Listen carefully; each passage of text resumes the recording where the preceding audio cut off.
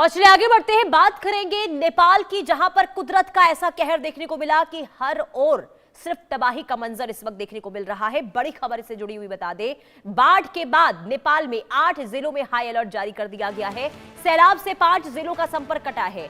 बाढ़ में कई गाड़ियां बहकर तबाह हो गई हैं, 3 पुलिस चौकियां भी सैलाब में तबाह हो गए हैं और कई हाइड्रो पावर प्रोजेक्ट्स को भारी नुकसान पहुंचा है। रसुवा में भारी तबाही से हाहाकार की स्थिति इस वक्त देखने को मिल रही है। ये बड़ी खबर नेपाल से, आज बहुत बड़ी खबर नेपाल से सामने आई, जहां पर ग्लेशियर फटने के बाद बाढ़ के हालात और बाढ़ से सब कुछ तबाह होता हुआ नेपाल में नजर आया है। तिब्बत में ग्लेशियर फटा और नेपाल बह गया है। कई बस्तियां पानी के सैलाब में बह गई हैं। कई लोगों के लापता होने को लेकर जानकारी मिल रही है। अभी तक जो आंकड़े सामने आए हैं उसके मुताबिक 1000 लोगों के इस पानी के सैलाब में बहने को लेकर जानकारी मिल रही है।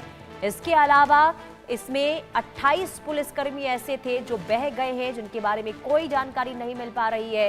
इसके अलावा हाइड्रो पावर प्रोजेक्ट्स को भारी नुकसान पहुंचा है, कई घरों को क्षति पहुंची है, कई वाहन इस पानी के सैलाब में बह गए हैं। यानी हर ओर इस वक्त नेपाल के अंदर त्राही त्राही देखने को मिल रही है, क्योंकि एक ग्लेशियर फटने की वजह से तिब्बत में ग्लेशियर फटा और इसके बाद पानी का ऐसा रौद्र रूप देखने को मिला। बाढ़ जैसे ऐसे हालात बने कि पानी की चपेट में कई लोग आ गए, कई घर आ गए, कई वाहनों को इस पानी के सैलाब ने अपनी चपेट में ले लिया और सिर्फ बर्बादी के निशान इस वक्त देखने को मिल रहे हैं। ये बड़ी खबर और ये 2 तस्वीरें आपको दिखा रहे हैं, तबाही से पहले की तस्वीर और इसके बाद तबाही के बाद की तस्वीर आप देखिए। और ये दोनों तस्वीर एक जगह की है। पहले आप देखिए कितना हरा भरा ये जगह नजर आ रहा है। ये पुल आप देख रहे होंगे यहाँ पर था, जिससे लोग आवाजाही करते थे, ये संपर्क मार्ग था। लेकिन अचानक से जब बाढ़ का सैलाब आया तो ये पुल पानी के बहाव में बह गया है। पुल पूरी तरीके से क्षतिग्रस्त हो गया है। अतुल रंजन संवाददाता तमाम जानकारी के साथ जुड़ चुके हैं। अतुल, अभी क्या अपडेट है नेपाल से? कितनी तबाही और जो लोग लापता हुए हैं उनको लेकर अभी क्या अपडेट? ये देखिए, फ्लैश फ्लड जो है बताया जा रहा है कि ग्लेशियर झील फटने से जो फ्लैश फ्लड आया है उससे वो अभी कुछ देर पहले ही वहाँ पर आया है। उसके बाद से हम देख रहे हैं, जैसा कि आपने बताया भी, कि सैकड़ों की संख्या में जो है लोग लापता हैं। लेकिन रेस्क्यू एफर्ट जो है वो शुरू हो गया है और उसके बारे में अगर मैं बताऊं आपको तो अब तक जो है 25 से 30 लोगों को जो है हेलीकॉप्टर के माध्यम से जो है उनको जो है उन इलाकों से निकाला गया है। बताया जा रहा है कि अभी फिलहाल जो है 2 हेलीकॉप्टर जो हैं नेपाली सेना के, उनको जो है ड्यूटी पर लगाया गया है, जिनमें से एक मेडिकल केयर प्रोवाइड करा रहा है, वहीं दूसरा जो है लोगों को इवैक्यूएट करने के जो काम है उसमें लगा हुआ है, जिसमें अब तक 25 से 30 लोगों को निकालने में सफलता मिली है। लेकिन आप देखिए कि जिस तरह से फ्लैश फ्लड्स ने जो है अचानक जो है पूरी ज़मीन पर जो है पानी कर दिया, उससे मुश्किल ये हो रही है कि हेलीकॉप्टर जो है उनको लैंड कराना मुश्किल है। ऐसे में जो इवैक्यूएशन का जो पूरी प्रक्रिया है उसको जो है एडिशनल चुनौतियों का सामना करना पड़ रहा है। तो फिलहाल ये अपडेट है। लेकिन आप देखिए जिस तरह से जो विजुअल्स भी सामने आए हैं, हमने देखा कि लोग किस तरह से अपनी जान को बचाने के लिए भाग रहे हैं और पीछे पानी की जो लहरें हैं वो काफ़ी तेज़ी से उनकी तरफ जो है बढ़ती जा रही हैं।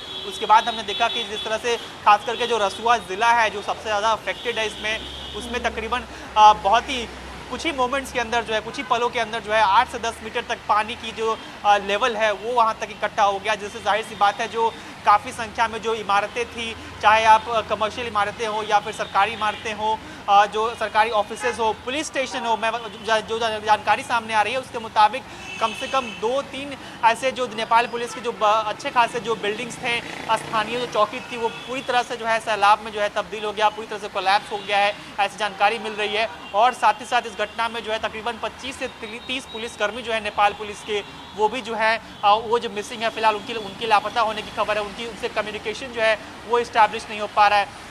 और जो जिस तरह से फ्लैश फ्लड है उससे हुआ ये भी है कि जो तमाम जो बिजली के ग्रिड्स हैं वो जो है तमाम रूप से फेल हो गए, नेटवर्क से जो है वो तमाम रूप से काम करना बंद कर चुके हैं, जिससे कम्युनिकेशन में भी प्रॉब्लम हो रही है। और साथ ही साथ अब देखिए, जब फिलहाल तो दिन का वक्त है, लेकिन जैसे जैसे अंधेरा होगा, जब शाम ढलेगी, उसके बाद जिस तरह से बिजली जाने के बाद जो परेशानियाँ होंगी, उससे रेस्क्यू एफर्ट्स जो हैं उनमें और भी ज़्यादा जो है परेशानियों का सामना करना पड़ सकता है। तो ये फिलहाल अपडेट है। और इससे जो आसपास के ज़िले भी हैं, रसुआ ज़िले के अलावा जो और भी 4 ज़िले हैं उनको भी अलर्ट पर रखा गया है। और साथ ही साथ कई ऐसे लोग जो निचले मैदानी इलाकों में रहते थे उनको जो है वहाँ से इवैक्यूएट, उनको जो है वहाँ से निकलने को कहा गया है।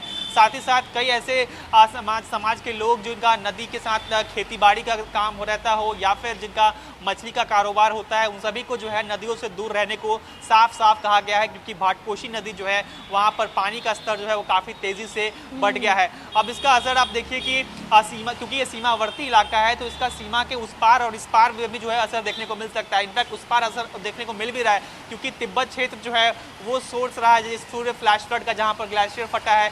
बताया जा रहा है कि तिब्बत का एक जो पर्टिकुलर एक प्रांत है वहाँ भी जो है पानी का लेवल जो है स्तर बढ़ गया है, जिससे भी परेशानियों का सामना करना पड़ रहा है। और नेपाल में तो आप देख ही रहे कितनी दिक्कतें हो रही है। इनफैक्ट जानकारी ये भी आ रही है कि नेपाल की कम से कम